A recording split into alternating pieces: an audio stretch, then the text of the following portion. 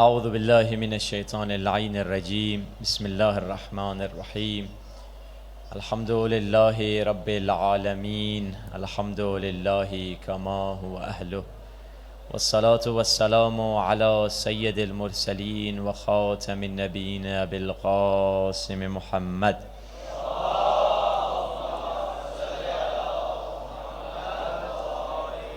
وآلہ الطیبین الطاہرین المعصومین واللعنة دائمة على اعدائهم اجمعین من الآن الى لقاء یوم الدین۔ دعائے سلامتی امام زمانہ کی مل کر تلاوت کرتے ہیں۔ اللہم کل ولیک الحجۃ ابن الحسن صلواتک علیہ وعلی آبائہ فی هذه الساعة وفی کل ساعة وليا وحافظا وقاعدا وناصرا ودليلا وعينا حتى تسكنه أرضك توعا وتمتعه فيها طويلا برحمتك يا أرحم الراحمين صلوات۔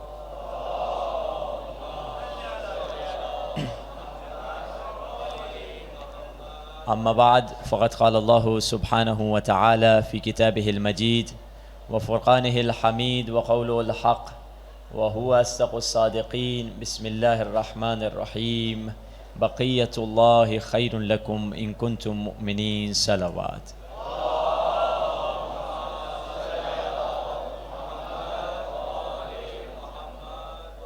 خداوند متعال قرآن کریم میں ارشاد فرما رہا ہے ان فی خلق السماوات والارض اختلاف اللیل والنہار لآیات لأولی الالباب۔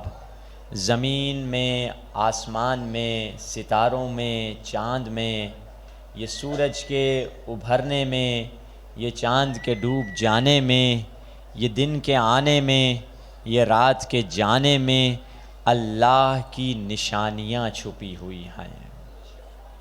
یہ ساری چیزیں اللہ کی آیتیں ہیں۔ آیات یعنی جس کو اردو میں ہم نشانی کہا جاتا ہے۔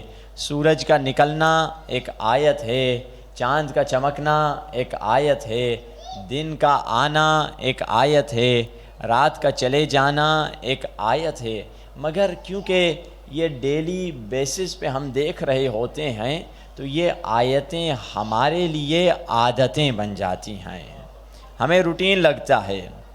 دیکھیے فرشتوں کا اڑنا ایک عادت ہے، پرندوں کا اڑنا ایک عادت ہے، مگر اگر یہی پرندے ابرہہ کی فوج کے اوپر آ جائیں ایک آیت بن جاتا ہے۔ اسی طرح سے آگ کا جلانا ایک عادت ہے، مگر یہی آگ اگر ابراہیم کے لیے گلزار بن جائے تو پھر یہ ایک آیت بن جاتی ہے۔ اللہم صلی علی محمد۔ اسی طرح کہ خنجر کا کاٹنا ایک عادت ہے، مگر یہی خنجر اگر اسماعیل کا گلا نہ کاٹے تو یہ ایک آیت بن جاتی ہے۔ پانی کا ڈبو دینا ایک عادت ہے، مگر یہی پانی اگر موسیٰ نبی کو نہ ڈبوئے تو یہ ایک آیت بن جاتی ہے۔ گھر کے اندر دروازے سے جانا ایک عادت ہے، مگر اگر دیوار ٹوٹ کر کسی کو اندر بلائے یہ ایک آیت ہے۔ یہ اللہ کی آیتیں ہیں، اللہ کی مختلف آیتیں ہیں، دکھنے میں آیتیں ہیں، کچھ کتاب کے اندر اللہ کی آیتیں ہیں۔ آئیے ان آیات کی طرف توجہ کریں قرآن مجید کی، جس کو ہم پڑھتے ہیں مگر مسلمان پڑھ تو رہا ہے مگر توجہ نہیں کر رہا۔ دیکھیے قرآن مجید میں خدا نے اپنے دوسرے نبیوں کو نام سے پکارا ہے، کبھی کہا یا یحییٰ، اے یحییٰ، اے موسیٰ، اے عیسیٰ، مگر جب اپنے پیارے حبیب کا ذکر آیا کبھی یہ نہیں کہا یا محمد، بلکہ کبھی کہا یاسین، کبھی کہا طٰہٰ، کبھی کہا مزمل، کبھی کہا مدثر، کبھی کہا اے سرول و سالار، اے حبیب۔ کیا فرمایا؟ فرمایا یا ایھا المزمل، اے کملی کو اوڑھنے والے، اے چادر کو اوڑھنے والے، خدایا یہ چادر کیا جنت سے آئی تھی؟ آواز آئے گی نہیں، یہ چادر تو دنیا کی تھی۔ خدایا اس چادر کی فضیلت کیا ہے کہ تو کہہ رہا ہے کہ اے کملی کو اوڑھنے والے، اے چادر کو اوڑھنے والے؟ اس چادر کی فضیلت بس یہ تھی کہ اس چادر نے تھوڑی دیر کے لیے اپنے آغوش میں مصطفیٰ کو لے لیا تھا۔ جس چادر نے تھوڑی دیر کے لیے مصطفیٰ کو اپنے آغوش میں لے لیا تھا، اس کی یہ قدر و قیمت ہے، تو وہ ابو طالب جس نے 11 برس مصطفیٰ کو اپنی آغوش میں پالا تھا، اس ابو طالب، اللہم صلی اللہ، اس ابو طالب کا کیا مقام ہوگا؟ تبھی تو ہم کہتے ہیں وفا و جرأت و غیرت کا عنوان کون ٹھہرے گا؟ وفا و جرأت و غیرت کا عنوان کون ٹھہرے گا؟ شرافت کی حدوں میں ایک ایسا انسان کون ٹھہرے گا؟ وفا و جرأت و غیرت کا عنوان کون ٹھہرے گا؟ شرافت کی حدوں میں ایک ایسا انسان کون ٹھہرے گا؟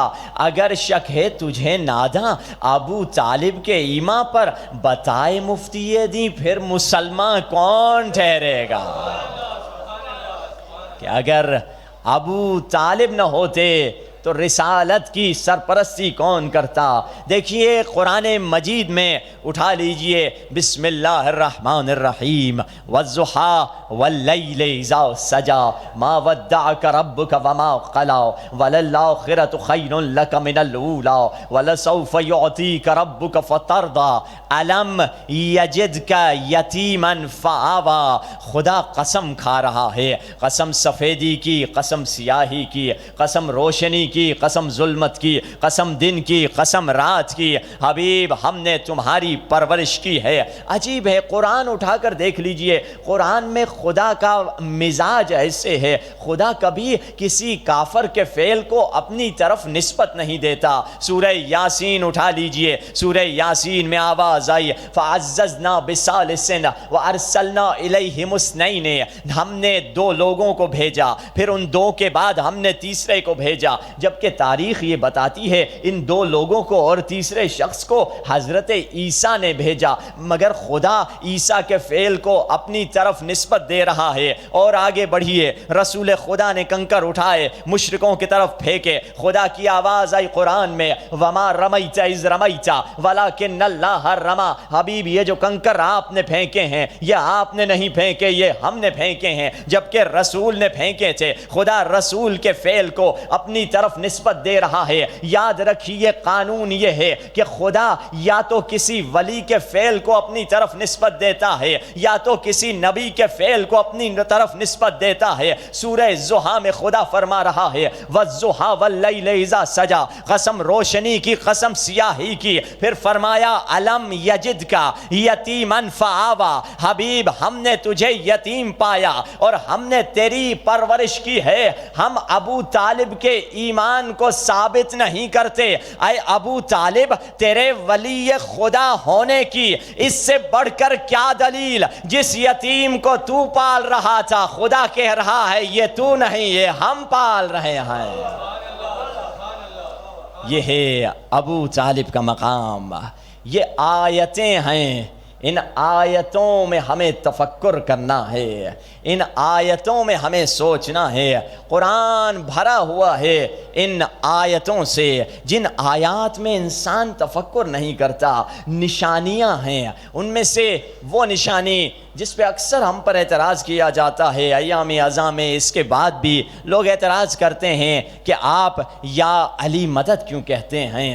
آپ حدیث سے یہ ثابت کر کے دکھا دیجئے، آپ قرآن سے یہ ثابت کر کے دکھا دیجئے۔ کئی دلائل ہیں، ایک دلیل قرآن مجید سے آپ کی خدمت میں عرض کرتا ہوں۔ قرآن مجید میں آواز آئی وَأَنزَلْنَا الْحَدِيدَ، ہم نے لوہے کو آسمان سے زمین کی طرف نازل کیا، فیہ بأس شدید، اور اس لوہے میں شدید لڑائی تھی۔ اب یہ کب ہے؟ عجیب ہے، قرآن میں خدا کہہ رہا ہے وَأَنزَلْنَا الْحَدِيدَ، ہم نے لوہے کو آسمان سے نازل کیا، جبکہ سائنس ٹیکنالوجی آج کل کی دنیا یہ بتلاتی ہے کہ لوہا تو آسمان سے نازل نہیں ہوتا بارش کی طرح، لوہا مٹی سے نکلتا ہے، لوہا زمین سے نکلتا ہے۔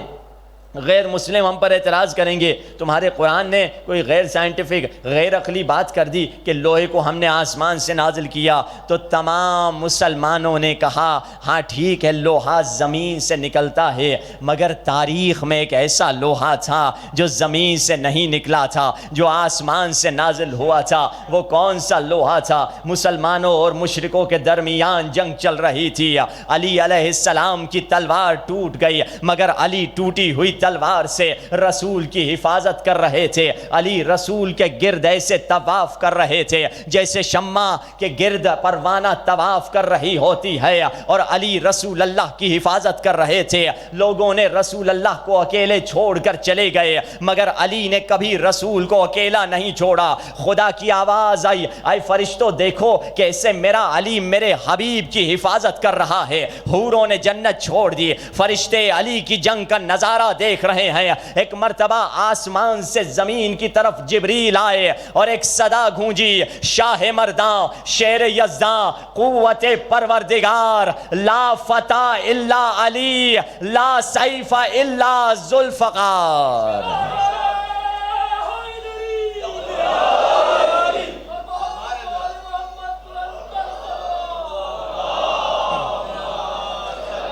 محمد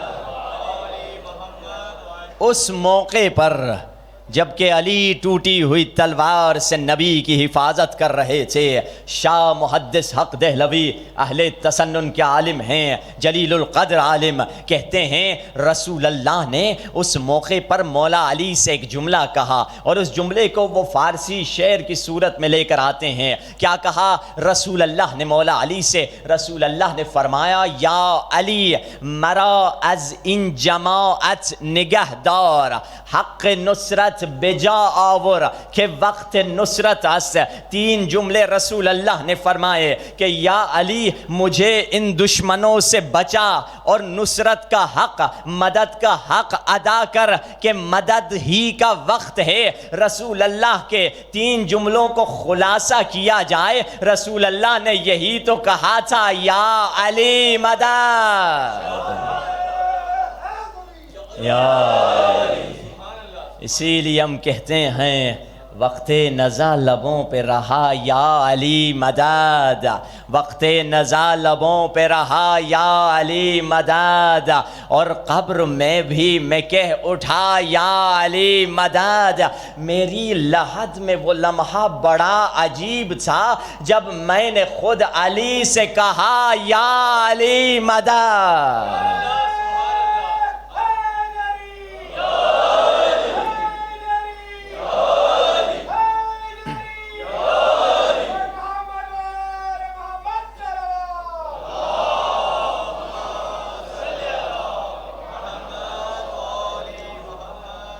یہ علی کا مقام ہے، علی آسمانوں کا سلطان ہے، علی اصل میں کل ایمان ہے، علی انبیاء کا نگہدار ہے، علی دین کا رہبر و سالار ہے، علی پردہ آدمیت کا راز ہے، علی عقیدے کی پہلی نماز ہے، علی مشیت خدا کا گھونسلہ، علی مصیبت میں امید و آسرا، علی ہر ولی کا جلی انتخاب، علی ابن عمران، علی بوتراب، علی عرض پر ستون سما ہے، علی قامت فکر کی انتہا ہے، علی سے دریائے کرم بس گیا، علی کے قدم سے حرم بس گیا، علی رب العالمین کا چہرہ نما، علی وارث مسند حل عطا، علی دل میں اپنی ولا گھول دے، علی دل میں اپنی ولا گھول دے، علی مشکلوں کی گرہ کھول دے، علی دست قدرت کا شہکار ہے، علی پردہ آدمیت کا راز ہے، علی بشر کی سمجھ سے بالا ہے،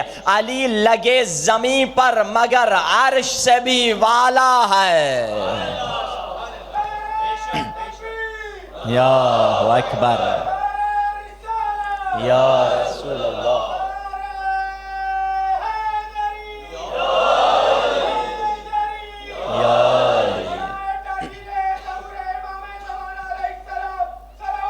اللہم صلی علی محمد محمد عجل فرجهم. ایک بلند ترین صلوات بھیجیے محمد صلی علی محمد علی محمد وعجل فرجهم. یہ اہل بیت کی معرفت اگر چاہیے انہی ایام میں اہل بیت کی معرفت ملے گی. اب آئیے دیکھیں اہل بیت ہمیں کیسا دیکھنا چاہتے ہیں.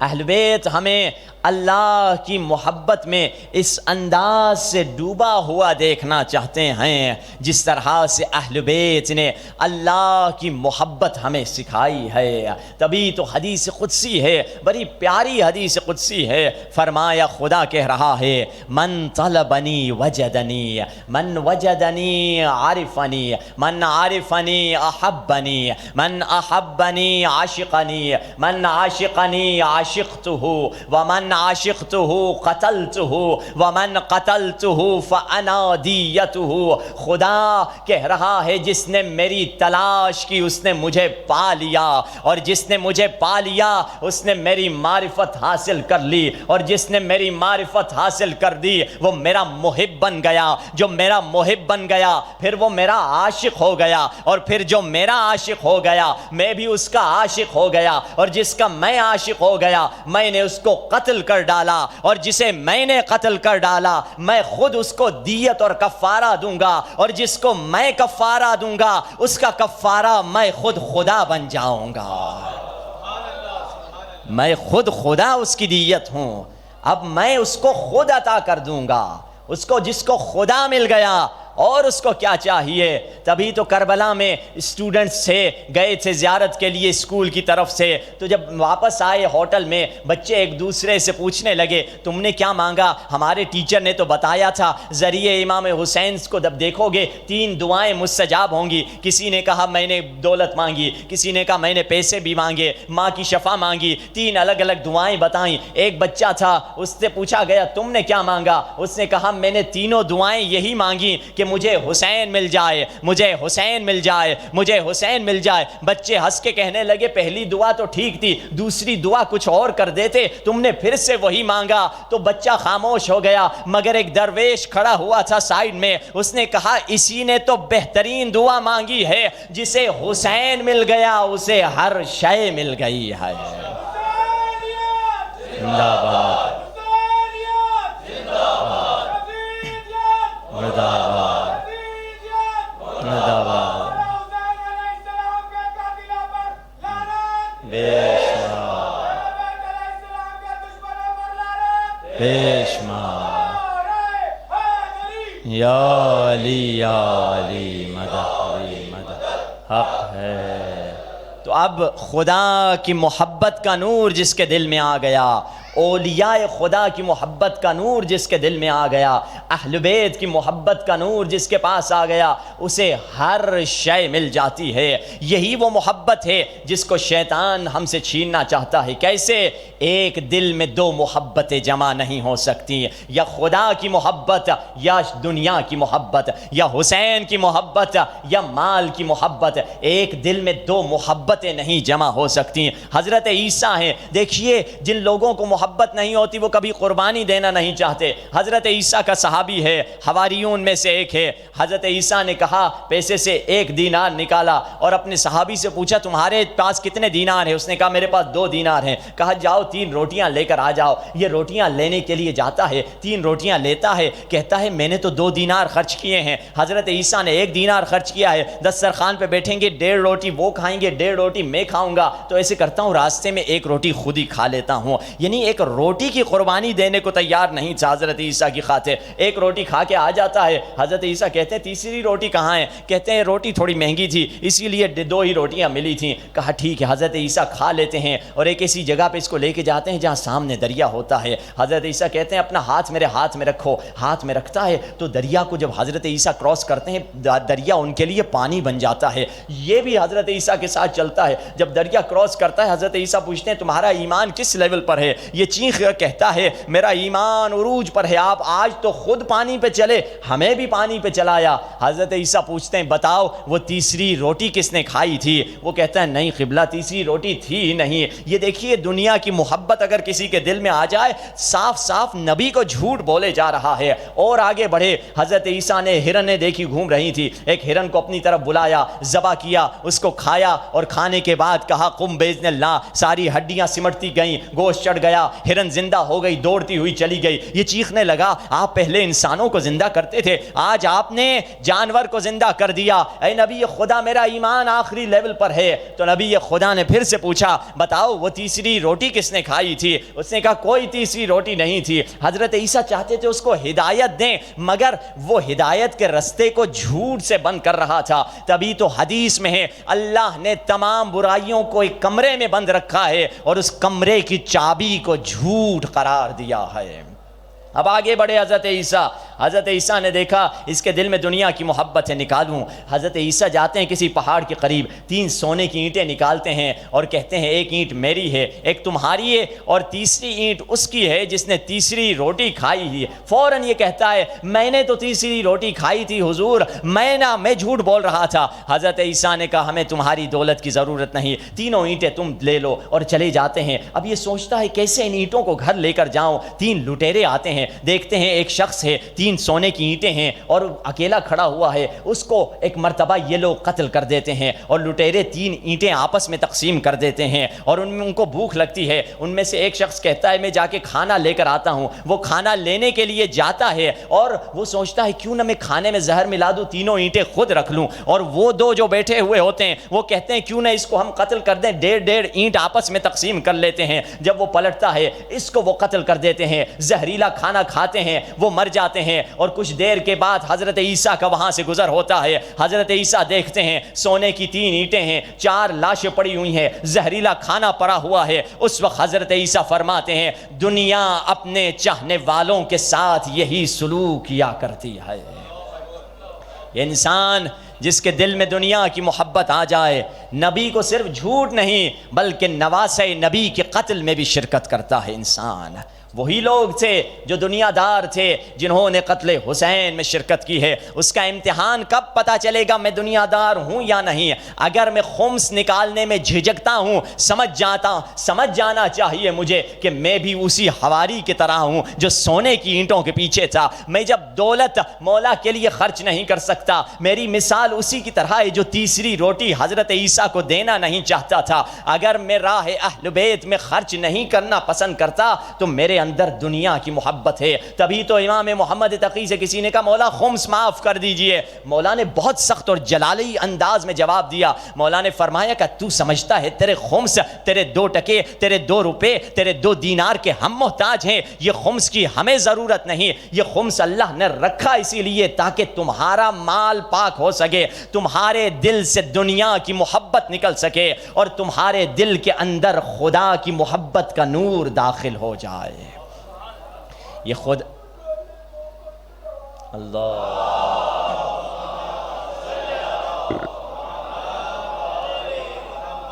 وعجل فرجہم۔ تو اب یہ دنیا کی محبت کب نکلے گی؟ جب ہم اپنے دل میں آقا کی حکومت قائم کر دیں۔ دیکھیے حضرت خضر اور موسیٰ کا واقعہ ہے، قرآن میں بہت گہرا واقعہ ہے۔ حضرت موسیٰ اولو العزم نبی تھے، وَكَلَّمَ موسیٰ تکلیما، موسیٰ کلیم اللہ بن چکے ہیں، ید بیضا کا معجزہ ہے، عصا کا معجزہ ہے، فتح کر چکے ہیں، فرعون ڈوب چکا ہے۔ مگر خدا اس وقت موسیٰ سے کہتا ہے موسیٰ یہ نہ سمجھنا تو سب سے اعلیٰ ہے، تو سب سے بلند ہے، ایک ہے جو تجھ سے علم میں زیادہ ہے، جاؤ اس کی شاگردی کر۔ اب قرآن میں وہ ذکر ہے کہ حضرت عیسیٰ موسیٰ جاتے ہیں خضر کے پاس، کہتے ہیں مجھے شاگرد بنا دیجئے۔ کہا انک لن تستطیع معی صبرا، تم میرے ساتھ صبر نہیں کر سکو گے۔ کہا نہیں میں صبر کر دوں گا۔ اب دیکھیے اصل شرط یہی ہے اگر ہم چاہتے ہیں امام کی محبت دل میں آئے، یہ مین باٹم لائن ہے، یہ مین جملہ ہے جو حضرت خضر نے کہا تھا۔ حضرت خضر نے جو کہا تھا ہم اگر ویسے شاگرد اپنے زمانے کے امام کے بن جائیں تو کامیاب ہو جائیں گے۔ خضر نے کہا ہاں شرط شاگردی یہ ہے کہ جو میں کروں مجھ پر سوال یا اعتراض نہ کرنا۔ کہا ٹھیک ہے نہیں کروں گا۔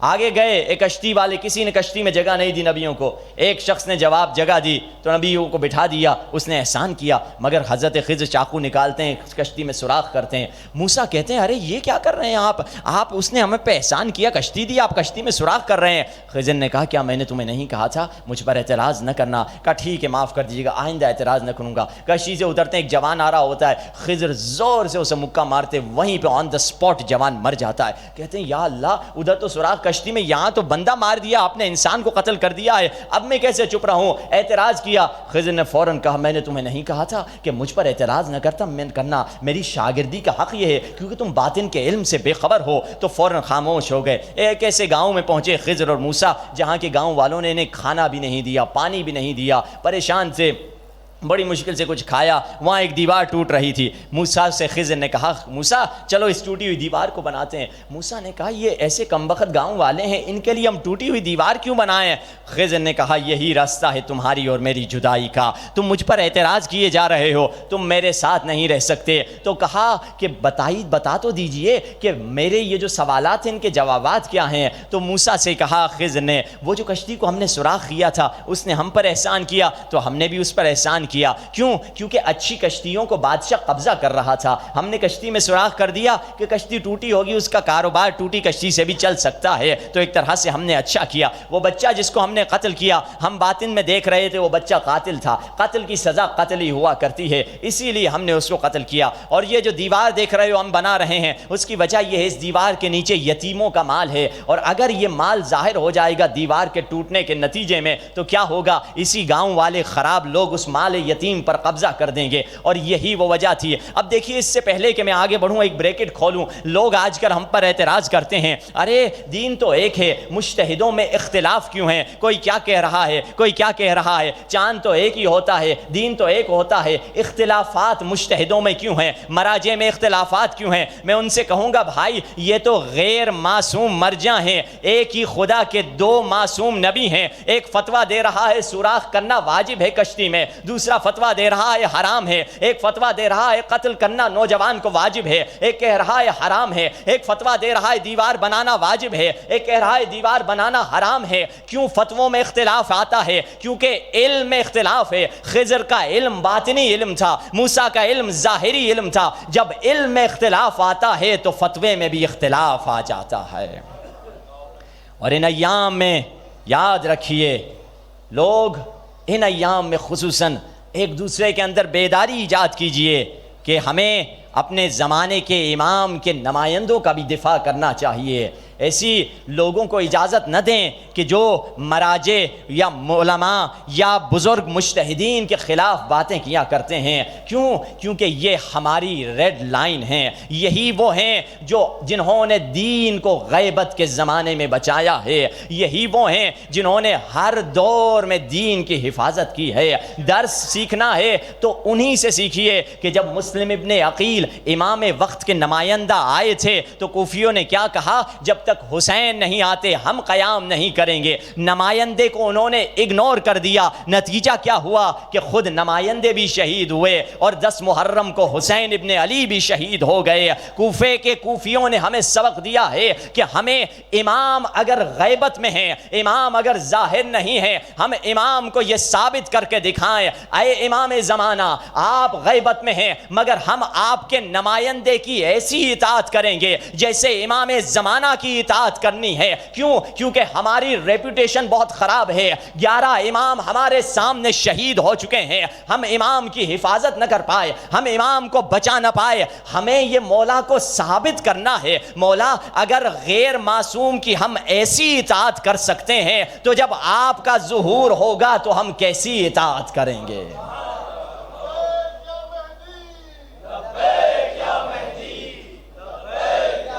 بلند آواز سے، یہ حق نہیں ہے، دونوں ہاتھ اٹھا کر لبیک یا مہدی،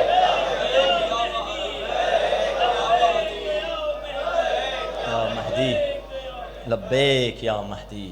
یہ لبیک کے ایام ہے۔ لبیک یعنی حکم مولا سے اٹھنا اور بیٹھنا، لبیک یعنی مولا کی اطاعت کرنا، لبیک یعنی دوست نے اپنی تنہائی کو نہ دیکھا، لبیک یعنی حبیب چل پڑا بے پرواہ حسین ابن علی کی خاطر، لبیک یعنی پیاسے کا دریا سے پیاسا لوٹنا، لبیک یعنی حسین کی اطاعت، لبیک یعنی شاہ نے دامن کو جھٹک لیا، اب شاہ کے دامن میں کچھ نہیں، لبیک اطاعت کی آخری منزل کا نام ہے۔ لبیک کی معنی یہی ہے کہ مولا میں ہمیشہ حاضر ہوں، میں ہمیشہ آپ کی خدمت میں ہوں۔ اب امام کے ساتھ یہی ہوا، ائمہ کے ساتھ بھی یہی ہوا۔ چند لوگ تھے جو مولا کی محبت کا دعویٰ بہت رکھتے تھے، مگر اہل بیت کی محبت کا وہ حق ادا نہیں کرتے تھے۔ ان میں سے تاریخ کا ایک شخص ہے جس کا نام زبیر ہے۔ زبیر وہ تھا جس کو پاک بی بی سیدہ نے اجازت دی تھی کہ یہ میرے تشییع جنازے میں شرکت کر سکتا ہے۔ زبیر وہ تھا، سلمان و ابوذر اور مقداد میں اس کا نام تھا، مگر کیا ہوا، زبیر پلٹ گیا، جنگ جبل میں علی کے مقابلے میں آ گیا۔ زبیر مولا کی بی بی سیدہ کی وصیت پہ زبیر نے دستخط کی تھی، مگر علی کے مقابلے میں کیسے آ گیا؟ کیونکہ زبیر نے حقیقت میں اطاعت کی معنی نہیں سمجھی تھی۔ جب امام علی کے گھر پہ حملہ ہوا، سلمان بھی تھے، ابوذر بھی تھے، زبیر بھی علی کی دفاع میں تھے۔ شیعہ سنی کتابوں نے لکھا زبیر تلوار نکال کے گیا اور لڑا ہے۔ ہم کہیں گے بڑا اچھا زبیر انسان تھا، علی کا دفاع کیا، نہ سلمان نے کیا، نہ ابوذر نے، نہ مقداد نے، مگر یہی تو زبیر کی بدتمیزی کی دلیل ہے کہ آقا کی اجازت کے بغیر آقا کا دفاع بھی تمہیں نہیں کرنا ہے۔ اور امام معصوم اس وقت فرماتے ہیں، اس حالت میں جب پاک بی بی سیدہ پر ظلم ہو رہا تھا، ایمان کے آخری لیول پر سلمان و ابوذر بھی نہیں تھے، مولا فرماتے ہیں اس حالت میں ایمان کا آخری لیول کا جو درجہ تھا وہ مقداد کو حاصل تھا، کیونکہ سلمان دل ہی دل میں تڑپ رہے تھے، کیوں علی مجھے جنگ کی اجازت نہیں دے رہے، پاک بی بی سیدہ پہ ظلم ہو رہا ہے، علی کی ہاتھوں میں ہتھکڑیاں باندھی جا رہی ہیں۔ سلمان یہ سوچ رہے تھے، مگر مقداد یہ سوچ ہی نہیں رہے تھے علی کیوں اجازت نہیں دے رہے، مقداد یہ کہہ رہے تھے جو علی کر رہے ہیں وہ صحیح کر رہے ہیں، علی جو کر رہے ہیں صحیح کر رہے ہیں، ظلم ہو رہا ہے میں کیا کر سکتا ہوں، مولا مسئلہ زیادہ بہتر جانتے ہیں۔ اور ان ایام میں کربلاؤں میں جس نے عظیم لیول کی اطاعت کی تھی وہ بی بی زینب عالیہ نے کی تھی۔ خیمے جل رہے ہیں، سجاد سے پوچھ رہی ہے سجاد جل جائیں یا نکل جائیں، جبکہ شریعت میں جان بچانا واجب ہے۔ پاک بی بی زینب نے بتلایا کہ اطاعت کس شے کا نام ہے۔ ہاں عزیزو، 9 دن گزر گئے، اللہ جانے ہم صحیح رو پائے یا نہ رو پائے، خدا جانے اگلے برس کون زندہ رہے گا۔ حسین بس ایک رات کے مہمان ہے، ہاں زیادہ رو حسین کربلاؤں میں تنے تنہا رہ گئے ہیں۔ بس آج چند مصاحب الوداع کے پڑھتا ہوں۔ مقدس اردبیلی سے امام زمانہ کہتے ہیں، اے مقدس حسین کی الوداع کے مصائب میرے سامنے پڑھو۔ یہ وہ مصائب ہیں جو امام زمانہ کو پسند ہیں، یہ وہ مصائب ہیں۔ علامہ مجلسی فرماتے ہیں جب میں نے خواب میں مجلس حسین کو دیکھا، پاک بی بی سیدہ نے عورتوں کی طرف سے پیغام بھجوایا، مجلسی حسین کی زینب سے الوداع پڑھو۔ ہاں بس چند الوداع کے جملے پڑھوں گا، وقت بہت کم ہے۔ حسین اکیلے رہ گئے ہیں، سید سجاد فرماتے ہیں میری آنکھ کھلی، میں نے بابا کو زخموں میں چور چور پایا۔ بابا نے کہا، میں نے بابا سے پوچھا بابا این حبیب ابن مظاہر، حبیب کہاں ہے؟ کہا قد قتل۔ این عمی العباس، میرے چچا عباس کہاں ہے؟ کہا قد ذبح۔ بابا میرا بھائی اکبر کہاں ہے؟ حسین نے کہا سجاد کب تک تو پوچھتا رہے گا اور کب تک میں بتاتا رہوں گا؟ سجاد بس یہ میری بات سن لے، میرے اور تیرے سوا خیموں میں کوئی مرد زندہ نہ رہا ہے۔ ہائے ہائے ہائے، عزادارو حسین نے، اب حسین نے آپ کو یاد کیا، اے فرش عزا پہ بیٹھے ہوئے عزادارو، حسین نے سجاد سے کہا سجاد بلغ شیعتی من السلام، میرے شیعوں کو میرا سلام پہنچانا، اور میرے شیعہ اگر میرے مصائب پہ نہ روئیں انہیں بتا دینا انا قتیل العبرات، مجھے تڑپا تڑپا کے مارا گیا ہے، مجھے تڑپا تڑپا کے مارا ہے، آج خاموشی سے رونے کے دن نہیں، انا قتیل العبرات۔ حسین ایک مرتبہ کہتے ہیں اماں فضا میرا وہ کرتا لے کر آنا جو میری ماں نے اپنے ہاتھوں سے سیا ہے، فضا مگر ذرا آرام سے لے کر آنا، کسی کو پتہ نہ چلے، زینب کو پتہ نہ چلے۔ اب فضا کرتا لے کر جا رہی ہیں، ایک مرتبہ زینب نے دیکھ لیا، کہا اماں فضا کیا لے کر جا رہی ہو؟ کہا حسین کا کرتا، کہا یہ کرتا نہیں حسین کا کفن لے جا رہی ہو۔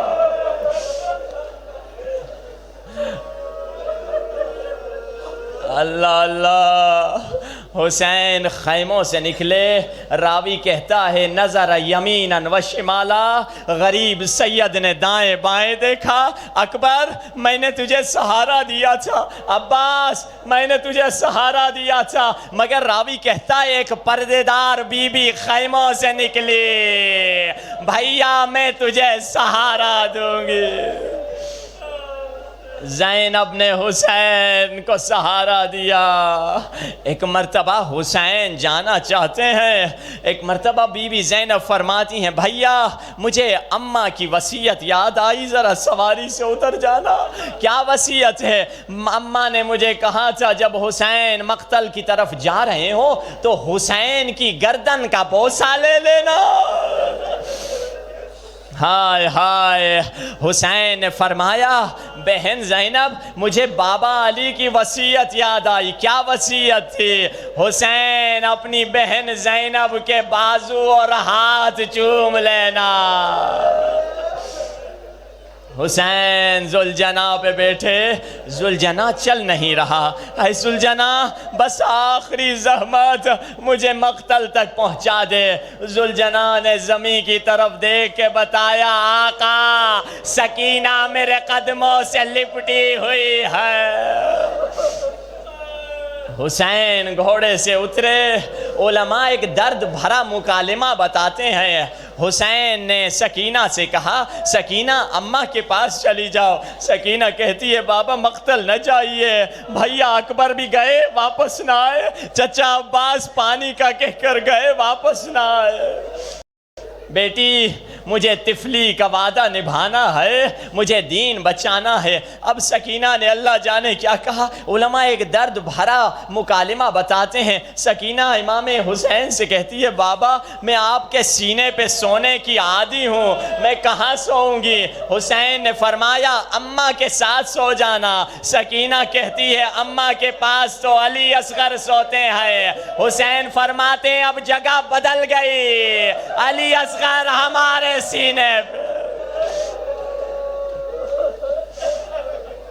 اللہ، اب علی اصغر ہمارے سینے پہ سوئیں گے، تم اماں کے ساتھ سو جانا۔ حسین تلوار نکالتے ہیں، علی کی دلیری لوگوں کو یاد آ جاتی ہے۔ فوج یزید کوفے تک جا کر ٹکراتی ہے، سب یہی چیخ کے کہہ رہے تھے ہمیں حسین سے بچا دو، ہمیں جلال الہی سے بچا دو۔ علی کا بیٹا جلال میں آ گیا ہے، مگر ایک مرتبہ آواز آئی یا ایتھا النفس المطمئنہ ارجعی الی ربک راضیۃ مرضیہ۔ بس اے حسین پلٹا، بس سیام میں تلوار کو حسین نے ڈالا، اب بھاگا ہوا لشکر واپس پلٹا، تیروں سے حملہ، بھالوں سے حملہ، نیزوں سے حملہ۔ اللہ اللہ، اے امام زمانہ، معذرت کے ساتھ حسین کی شہادت پڑھنا بہت مشکل ہے۔ اے مولا، میں معذرت چاہتا ہوں آپ سے، اگر آپ مجلس میں آئے ہوئے ہیں تو ہمیں معاف کر دیجئے۔ عزادارو، حسین کے بارے میں کہا جاتا ہے جیسے درخت کی پتلی ٹہنی دائیں بائیں ہلتی ہے، حسین ذوالجناح پہ دائیں بائیں ہل رہے ہیں، حسین سے سنبھلا نہیں جا رہا ہے۔ عزادارو، روایت میں ہے حسین کو ذوالجناح سے زمین پر آتے آتے 9 منٹ لگ گئے۔ معلوم ہے کیا ہوتا تھا؟ حسین جب دائیں طرف سے اترنا چاہتے، یہ ظالم دائیں طرف سے برچیاں چبا دیتے، جب بائیں طرف سے اترنا چاہتے بائیں طرف سے برچیاں چبا دیتے۔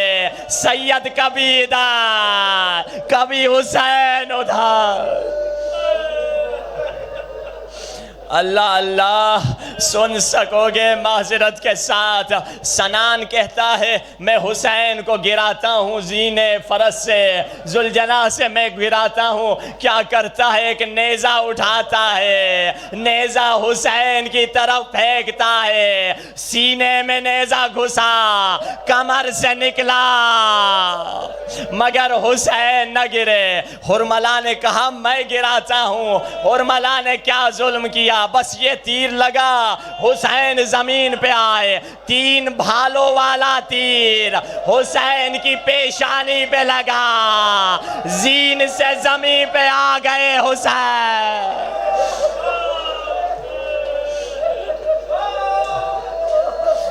بس عزادارو، آخری روایت کی زحمت، میں یہ روایت کبھی نہ پڑھتا اگر 9 محرم کا دن نہ ہوتا۔ یا صاحب الزمان، مجھے ہمت دیجئے پڑھنے کی، آپ کو برداشت کی طاقت دے مولا۔ کیا ظلم ہوا؟ میں نے جملہ غلط کہا، زین سے زمین پر تو حسین نہیں آئے، کیونکہ امام زمانہ زیارت ناہیہ میں فرماتے ہیں میرا سلام اس شہید پر جو نہ زین پر تھا نہ زمین پر تھا۔ حسین کہاں تھے؟ حسین کے سینے پہ تیر، پیٹھ پہ تیر، حسین تیروں کے اوپر تھے، تیر زمین پر، جس میں حسین تیروں پر۔ ہائے، بہت سخت روایت ہے، میں کس زبان سے بیان کروں۔ عزادارو، شمر آیا، شمر نے حسین کے سینے پہ اپنا قدم رکھا اور دبانا شروع کیا، جس میں حسین میں تیر گھستے چلے گئے، جسم زمین پہ بیٹھا۔ ایک مرتبہ ضربیں ماری، پہلی ضرب لگی، حسین نے فرمایا یا غیاث المستغیثی، دوسری ضرب لگی، یا جدہ یا رسول اللہ، تیسری ضرب لگی۔ حسین کا منظر رسول اللہ نہ دیکھ سکے، رسول اللہ چلے گئے، یا علی میں برداشت نہیں کر سکتا۔ اگلی ضرب لگی، علی نے کہا زہرا میں برداشت نہیں کر سکتا، علی بھی چلے گئے، بس تنہا فاطمہ زہرا۔ آجا میرے حسین، 12ویں ضرب لگی، انا للہ و انا الیہ راجعون، صدا گونجی، الا قد قتل الحسین، 3 دن کا پیاسا مارا گیا، زہرا کا لال مارا گیا، کالی آندھیاں چلی، زلزلہ آیا، سجاد کو زینب نے اٹھایا، سجاد زلزلہ آ رہا ہے، پھپھی خیمے کا پردہ ہٹانا، خیمے کا پردہ ہٹا، 9 کے نیزے پہ حسین کا سا، وہیں سے آواز دی السلام علیکہ یا باب۔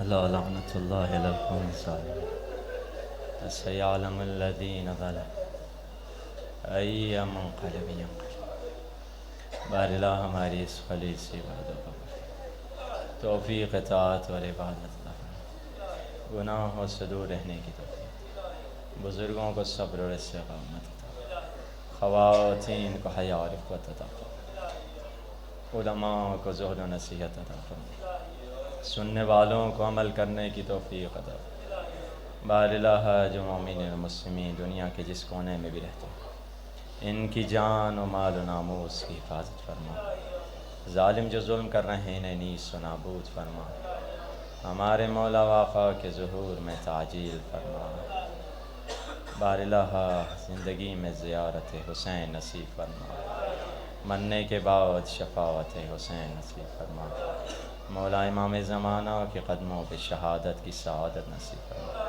ربنا تقبل منا انک انت السمیع العلیم متوجہ